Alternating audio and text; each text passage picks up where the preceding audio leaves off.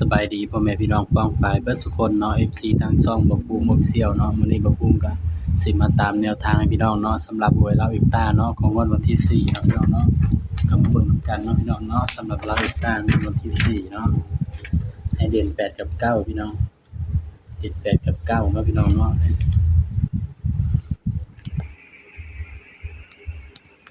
เด่น8กับ9เนาะมาเบิ่งผลมันออกนำกันมานี่พี่น้อง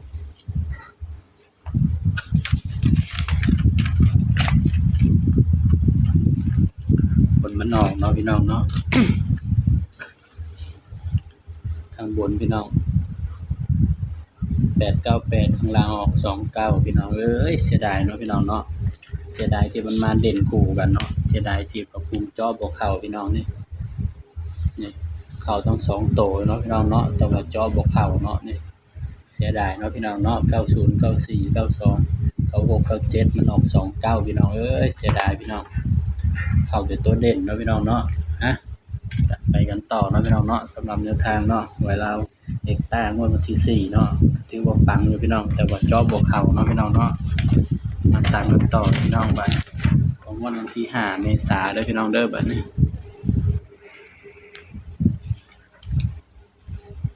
มาตามกันต่อเลยเนาะ5เมษายนเนาะพี่น้องเนาะบัดนี้สำหรับแนวทางหวยลาวเอกต้าเนาะ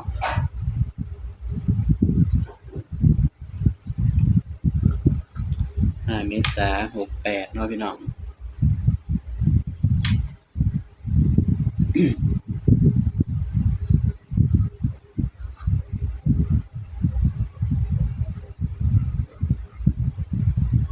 ลาวเอกต้าเด้อพี่น้องเด้อนี่5เมษายนเนาะสำหรับแนวทางลาวเอกต้าพี่น้องมาเบิ่งนำกันเนาะบ่ภูมิใจเด่นตัวใดพี่น้อง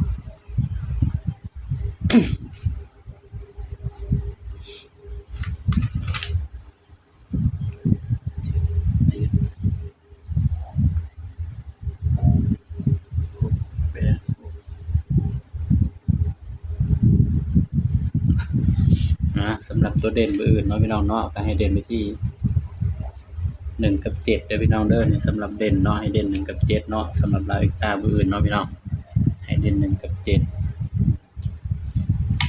ด่น1กับ7เนาะพี่น้องเนาะสำหรับลาวเอกต้าเนาะจับคู่พี่น้องจับคู่2ตัวเด่นเนาะพี่น้อง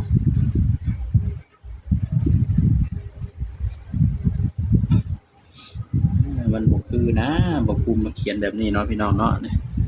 จับคู่2ตัวเด่นบ่พี่น้องบ่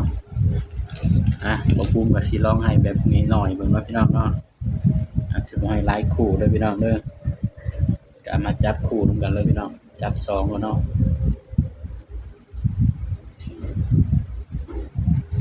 1 2 1 8 1 9 7 2 7 8 7 9พี่น้อง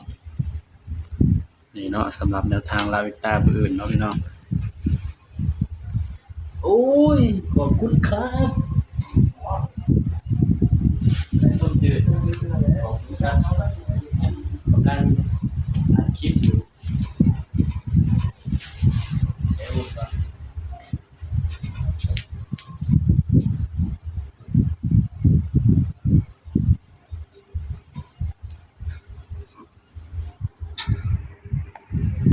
อันนี้บ่ภูมิมาเขียนใหม่เนาะพี่น้องเนาะทีนี้มันเขียนบ่ชัดพี่น้อง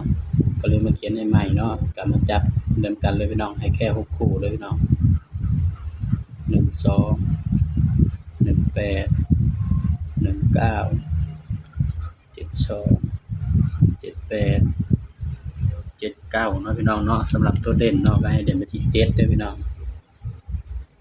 เด่นไปที่7เนาะนี่สำหรับแนวทางหวยลาวเอกต้าเนาะของงวดวันที่5เมษายนเนาะพี่น้องเนาะชุด3ตัวพี่น้อง572 578 579นี่คือชุด3ตัวเด้อพี่น้องเด้อนี่ใครมักก็แคปหน้าจอไปเป็นแนวทางเนาะพี่น้องเนาะสำหรับแนวทางลาวเอกต้างวดวันที่5เมษายนเนาะพี่น้องเนาะนี่สำหรับคลิปนี้เนาะก็ฝ ากพี่น้องกดไลค์กดแชร์กดติดตามบ่ภูมิ Official อีกเด้อพี่น้องเด้อสบายดีครับ